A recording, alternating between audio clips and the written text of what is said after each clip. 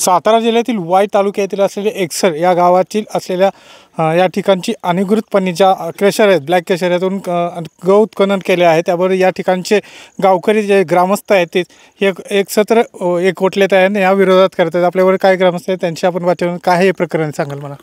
Blackstone crusher हा गेली 1.5 वर्षापासून ह्या गोष्टीत चालू आहे. 6 महिन्यापूर्वी त्याचं उद्घाटन झालं होतं. त्याच्यानंतर 2-3 महिन्यापासून ज्या दिवशी त्याचा त्रास जाणवायला लागला तेव्हापासून आम्ही त्याचा विरोध दर्शवतो आहे. तो विरोध दर्शवताना आम्हाला सगळ्या गोष्टी बाबी निदर्शनास आले की त्याच्या जे गौण खनिज उत्पन्न करण्यासाठी जे काही NOC दिल्या होत्या सगळ्या खोट्या आणि चुकीच्या पद्धतीने NOC त्यांना दिलेले आहेत. चुकीच्या NOC दिल्यानंतर आम्ही त्याचे सगळे एव्हिडन्स गोळा करून ते आम्ही तहसीलदार कार्यालय, कलेक्टर साहेब किंवा आता कालच्या परवाची गोष्ट विभागीय आयुक्तांपाशी पण आम्ही या सगळ्या गोष्टी मांडल्या.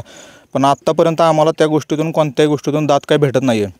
उलट असं झालं की त्याच्या क्रशरपासून खाली जो एक ॲप्रोच रोड लागतो तो रोड नाही आहे. तिथे एक पाचगणी पाणी पुरवठ्याचं एक म्हणजे अधिग्रहण क्षेत्र आहे. त्या क्षेत्रामध्ये तहसीलदार मॅडमांनी रोड दाखवून त्यांना सहकार्य करायच्या हेतूनं रोड दाखवून त्यांनी नोटीस काढलं पोलीस प्रशासनाला. आणि पोलीस प्रशासनाने आमच्या 64 घरातील महिला आणि लहान मुलांना घरात घुसून त्यांनी कोणते 149च्या अगेन्स्ट नोटीस न देता पोलिसांनी आम्हाला घरातून उचलून तिथं नेलं. ज्यावेळी ते नकाशे जे अपडेटेड नकाशे आम्ही काढले, नकाशातून त्या गोष्टी त्यांना ज्यावेळी DYSP साहेबांना आणि प्रांत साहेबांना ज्यावेळी दाखवल्या त्यानंतर त्यांच्या निदर्शनास आल्यानंतर 64 लोकांची सुटका केली. आत्ता पूर्ण वातावरण ह्या गोष्टीत इथं आत्ता पॅनिक वातावरण आहे. हे क्रशर व्यवसाय चालू न देण्याचा पूर्ण ठराव लोकांनी केलेला आहे. त्याचा जे ग्रामसभेचा ज्या गोष्टीत सुरुवातीला जो ठराव लागतो तो ग्रामसभेचा ठराव हा 2016 साली त्यांनी मासिक सभेचा म्हणजे प्रशासकाने दिलेला ठराव होता. ॲक्च्युअलमध्ये तो 2016 नंतर 5 वर्ष व्हॅलिड असतो, तो 2021ला संपलेला आहे. तरीसुद्धा ते आता 2024ला सुद्धा त्याच्याच गोष्टीची पूर्तता करून त्यांनी ब्लॅकस्टोन क्रशर चालू केलेले आहे. आणि त्याचा त्रास एवढा होता आता 64 जणांनी गुन्हे दाखल केले. आता लोकांची परिस्थिती अशी आहे, जर हा ब्लॅकस्टोन क्रशर बंद नाही झाला तर लोक आत्मदहन करणार आहे, सामूहिक आत्मदहन करणार आहेत. आणि ज्या गोष्टीच्या ह्या व्यक्तीच्या जी पाठपुरावा करणारी जी लोक असतील, मग ते कोणी असू द्या, स्थानिक आमदार असू द्या, खासदार असू द्या, या येणाऱ्या निवडणुकीच्या काळात आम्ही त्याच्यावरती मतदानावरती बहिष्कार टाकून त्यांच्यावरती निषेध नोंदवणार आहे.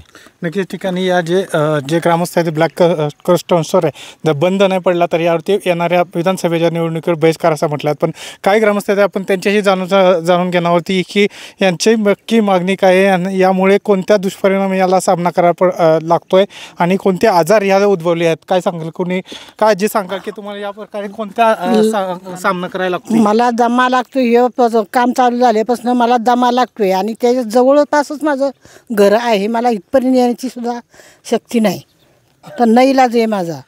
मग ह्याच्या मागं हे बंद झालं पाहिजे. कोण आहे ते दिसतंयच की आपल्याला.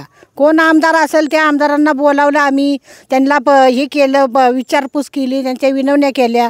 आमदारांनी ठरवलं की माझी ही कोणतरी पाहुणी लागती आहे आणि माझा काही विलाज नाही, तुमचं तुम्ही बघा. आमच्यावर चिखल फिकून गेले आमदार, झाले पाशार. पाहुणी कोण आहे ती? कोण पाहुणी? मित्राची बायको आहे. कोण आहे आता? कोण त्यांची सख्खी बशी नागबशी आहे ते आपल्याला काय माहिती आहे का? आपण एवढं लांब बघाय गेलोय का? नक्कीच त्या जे आमदार आहेत त्यांच्या नजीकचे कोणी असेल त्यामुळे या एकाने या जे क्रशर मालक आहे त्यांना पाठीशी घातले जातं असं ग्रामस्थांना म्हणले आहे. यामुळे याच्यावर कठोर कारवाई शासन करणार का असा ग्रामस्थांचा सवाल आहे. अजित सोनवणे, टाइम्स मराठी, साताऱ्याहून.